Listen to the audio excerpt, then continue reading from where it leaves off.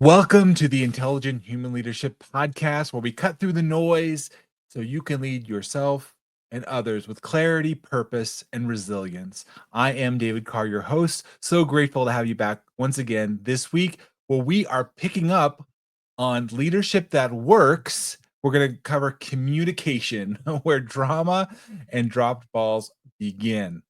Today, this series is going to address where most teams fall apart in the area of communication. You can have a great strategy, the right people, even a clear mission, but if communication breaks down, everything else starts to crumble. What are we building on? How are we going to get there? This episode is for leaders that feel they're repeating themselves, constantly putting out fires, dealing with the same misunderstandings week after week. Does this resonate? Do you hear this? Have you heard this from other colleagues? Well, we're going to dive deep into this in this episode. Uh, and I hope you stick around through the whole episode. We're going to give you some great nuggets, take away, and some resources uh, that I've learned and use with myself and clients and others that I get to share this with. So, as we dive into this, what's actually breaking down, right? You can have frequent conversations, but really still lack clarity. As one that's married almost 20 years, I can tell you this is a truism that you have to work at. My wife and I talk past each other at times, and we're not on the same page. Same thing with my kids. Uh, and this goes straight for work as well. These are people that I live with my day in, day out. Think about the people that you don't live day in, day out, and you have challenges with. Poor communication shows up in a number of ways. Drama, confusion, what's going on? I didn't understand this. I'm frustrated, right? From the production side of things, rework. Anytime you put in front of it, it's expensive. uh, and inefficiencies here. I misunderstood that. That didn't get taken care of. I didn't know that was my responsibility. I thought you were doing that. Missed expectations, and that can build into silent resentment. Can also be into vocal resentment too. But there's this, people to shut down and don't engage. This is critical, because if this is breaking down, and unfortunately, it's not a set it and forget it thing. You're either, you've heard me talk about this on the podcast before, you're either breaking down, and that's the natural tendency of the thing is, as a biologist, as a person working in the natural world, entropy is natural. It is a constant breaking down. So you're either breaking down, communications either breaking down, or you're building it back up, but it does not stay static. Um, so good communication isn't just about how often you talk, how loud you talk. Have you ever been in another country where somebody speaks louder? Like, that's supposed to help. But it's about how clearly you are understood. It's one thing to communicate, it's another thing to receive that message. How do people feel around you? Do they feel safe that they can respond and to share? Um, Most of what people call people problems are actually clarity problems. We are not clear on the issues at hand here. Um, and sometimes we just force our way through because we're, quote unquote, we're the leader. I like this quote from Simon Sinek where he says, "Leadership is not about being in charge; it's about taking care of those in your charge." Hence, the name "Steward Your Business" is about focusing on taking care of those that we are entrusted as a business owner. And whether you're a business owner or a leader, a group leader, a director, you're in a position of overseeing somebody. It's your responsibility, in my mind, and I felt this way, to lead by example. And when we don't do this, unfortunately, there becomes and sometimes, and if you're not doing this well, I was talking to somebody earlier today about what incurs in the business. So think about this. We can either be, you know, storing up funds, storing up deposits, good things, but we could also be racking up debt and racking up things that are not healthy or well. Let's work on focusing on the good things, building it up, building that reservoir of uh and get away from the breaking down.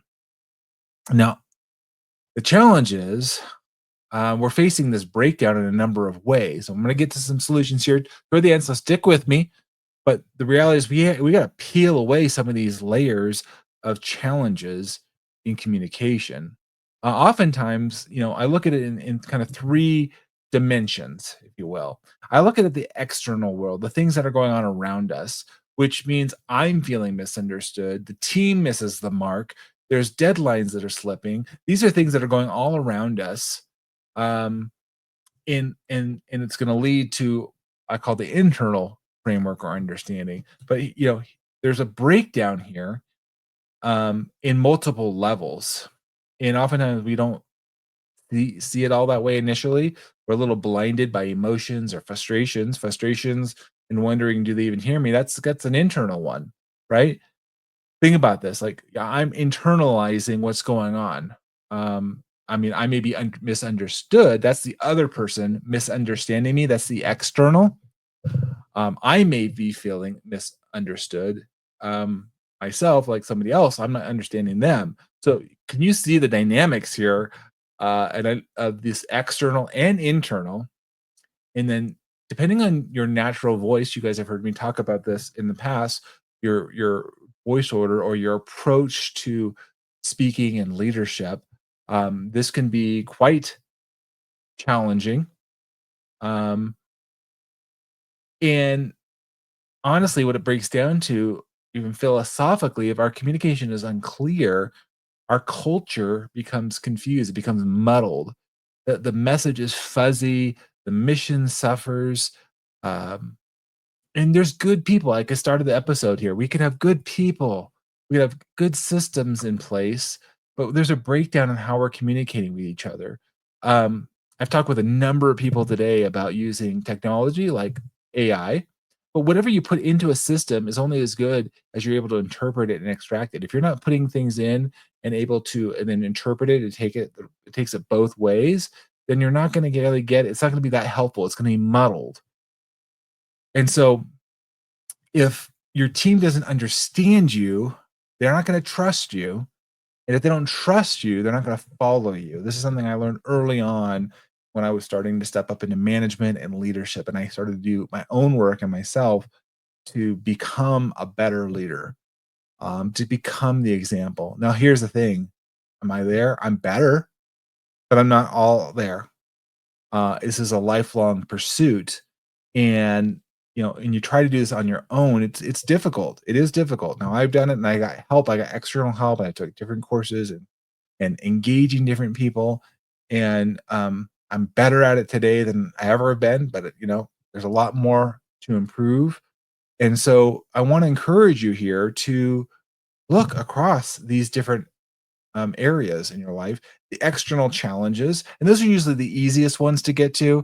The team missed the mark, deadline slipped, there's people are not understanding some things, they didn't get the message right. I mean, you could literally write it in black and white, and I've seen this, and you send an email, and like, I didn't read it that way, misinterpreted it that way, but it said it was this. Well, I read it this way, you know, and then you have the internal, which I think we all feel that at times. And then, like I said, the bigger question is that this rolls up into this, philosophical challenge of, muddleness, lack of clarity and focus to help us move forward and make our mission. And so then kind of everything just is kind of and you're not really, on point. So here's where you as a as a leader can do a self check, self leadership check for yourself. Ask yourself these points. Am I assuming I'm clear or confirming it? I'll say that again. Am I assuming I am clear or confirming it? Am I confirming it? Am I communicating in a way that empowers others to act with confidence to get it done, to follow through?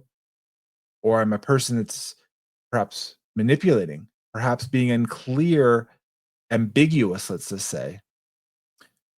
Do I know how my message lands on the different types of people on my team? This is a huge one I've had to learn. And you may think when you're communicating, it's the same to everybody on your team. And if you just use the framework that I use of the 5 voices, just use those 5. There's 5 different folks that may interpret this and receive it differently. That's just a framework.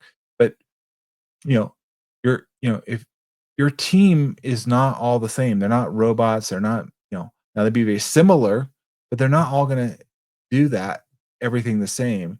And so one tool that I use with my clients is called the communication code.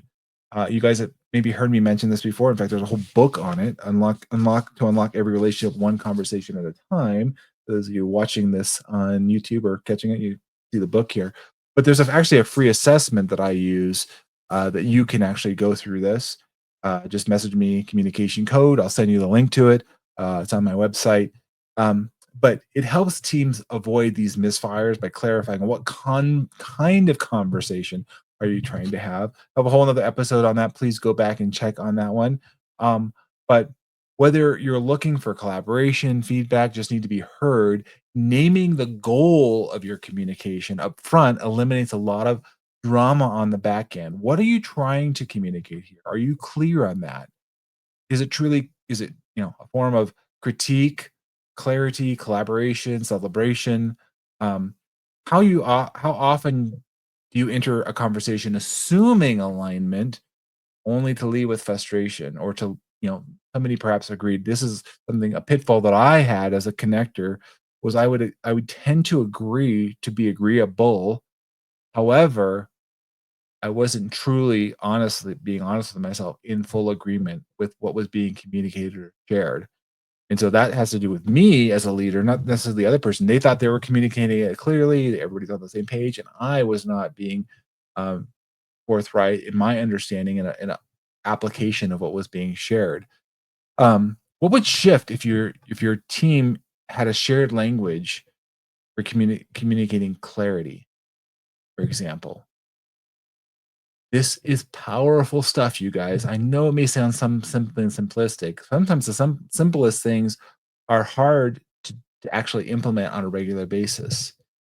We all know that we should be getting a regular exercise, um, eating right. These are not complex things, but it does take intentionality, effort to make happen every day. Every day. Here's the thing, it all builds on itself. Remember I told you earlier where they're building up or breaking down. So every day that you decide not to show up communicating well, you're breaking down. I'm not going to say anything. I'm going to hold back. Now, here's the thing, we all have different mechanisms that we have for self preservation. I know I do. As a connector, particularly, that's for those of you that aren't connectors, this won't resonate as much. But for connectors with me, I have to learn to move past self preservation, to collide, to engage in a healthy way, an assertive way, not in a passive aggressive or passive way, or maybe perhaps for those of you that are maybe a guardian or a pioneer voice, a more of a aggressive way, or may come off that way. But I want you to consider this about, how are you entering conversations? Check yourself. Don't just assume you're clear, but actually confirm it. And we're going to get into some ways that you can do that here on the podcast. Make sure that you're assessing, are you empowering others or is it landing differently? One thing I had to learn, so as a leader, you got to be careful about this. I was in a place of leadership and I had a conversation with folks that I thought was collaborative in nature, but they took it as an edict, like a mandate. There was employees that came in and so I was like, "Oh, whoa, whoa, we're doing this now." I'm like, "Well, I wasn't clear, me, that this was a conversation. This was meant to be a dialogue, not a one-way conversation, not an edict." And so that was a huge revelation for me as I stepped up into leadership roles and places of authority, that I had to be careful about how I was framing the conversation. And so do this check on yourself. And, you know, we can get into some practical fixes here on the podcast. I can't solve all these things in one short, 20-minute podcast. This takes time and effort. But what I want to do is give you actionable steps that you can take today. And awareness, mindset, understanding is definitely, the foundation of this. Um, when we're looking at how to solve this breakdown of being understood. What is it like to be on the other side of me? What is being communicated? What is being received? You can certainly use visual, verbal, and written follow through. Don't rely on just one medium. That's oftentimes challenging, and it's more comfortable sometimes because some of us like to just do a phone call, or like just to do a text or shoot an email. That may or may not work. And again, especially if you're not confirming understanding, and don't get somebody that just to say yes. Actually, help them.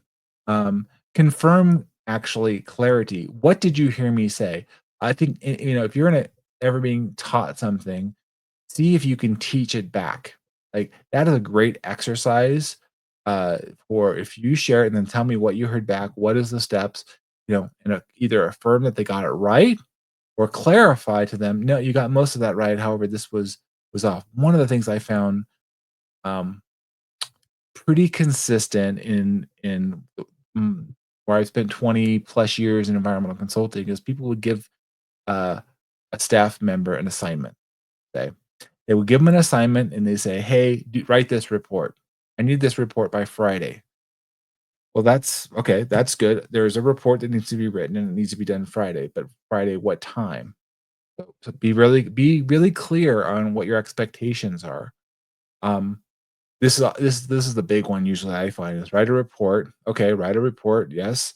Have you ever written this report before? No. You know what this final report looks like? No. You have an example? No, I don't know what that is. So, if you don't give them the idea of what it should look like, that's really challenging. And the other big one is oftentimes, so you're not giving them a clear win of what this should looks like when the finished product comes in. And the big one for any of you that are billing by the hour or tracking your time specifically like that, which most of us do, what's the level of effort, right? Whether you're invoicing, whether this is going on an invoice or just being charged internally, how much time is it going to take to do this task? Now, you have to be realistic here in you might be able to do it quicker than the other person. So you have to give them guidelines as to what's the check-ins are. So oftentimes I find a miss completely on how much time it needs to take, level of effort, and what is the win like would like. We can tell them, what needs like the overall task that needs to be done, when it needs to get done. But we're missing the level of effort and what does that win actually look like? Let's set shared expectations using simple agreements or codes to frame discussions. Pause before you respond and seek to understand, not just reply. This is a big one. Seek to understand. You have two ears, one mouth. Slow down, listen, really listen to hear what the other person is saying. Don't listen just to respond, just to reply to get our little point in there. But truly, and this takes time and takes presence. And I know we're all busy, and you need to slow it down and think about what it's going to be like for the other person to receive this. Normalize feedbacks and make misfires safe to revisit. There's times where things are off. We want to create a positive feedback loop so that we can improve. Well, um, one of my favorite authors, Brené Brown, says, clear is kind, unclear is unkind. We want to be kind and being that intelligent human leader. Kindness is one of the best things you can do. Not nice, but kind. Let's seek to be kind in our communication. As we wrap up the episode here today, I want to challenge you to choose an area where communication is regularly breaking down. And it should be pretty obvious to you. Maybe you can think about this at work, with your boss, colleague, the client, with a spouse, with a child. Um, what's unclear right now? What would help you to feel more confident moving forward? Think about these two questions. Again, what is unclear right now? And what would help you feel more confident moving forward? If you want a simple way to identify the conversation you're trying to have, whether it's to process, to get feedback, to brainstorm, or to receive direction, just check out the communication and code assessment. I mentioned that earlier. Um, and I'll make sure that you have the link in the show notes here. And if you haven't had that chance to take the free leadership audit that I'm offering, we'll go through and we'll look at this whole area. Communication is just one of them. We're going to go through this whole series of breaking these down from communication to alignment to capacity, relationships, execution. We're going to look at all of these things, but we had to start somewhere and we're going to start in communication because really, if we can't communicate with each other, not a lot more we can build on there. Um, Communication is a soil where trust and clarity either grow or wither. I hope you're feeling this and taking this to heart because um, don't let your communication wither. Don't let it wither away. Make every effort that you can on your end to be clear on how you're communicating and what it's like to be on the other side of you, how to listen. Don't leave your leadership to chance, but be clear, be kind, confirm understanding. You have not failed, you're just not finished. And we want to keep helping you build becoming that most intelligent human leader. That's leadership that works. I'm so grateful for you guys to come back here on the Intelligent Leadership Podcast to share this, to be a part of the journey. Leave your comments. It's an honor to be a part of Steward Your Business, to bring this to you. And I really have a passion. I hope you're getting that today. But I want you to come back for our next episode. We're going to continue on this journey of leadership that works. And like I said, we're going to break it down, going through these 5 different areas. And I don't want you to miss it out. From communication, we're going to jump into relationships, alignment, execution, and capacity. All of these are key in how a business survives and thrives. That's what we want to move you to thriving. And you as that intelligent human leader. If you can get all of these things dialed in, you're showing up well in all aspects of your life. That's being an intelligent leader. So come back, join me on the next week's episode. Thank you all for being a part of the journey. Until next time, take good care and be well. Thanks, everyone.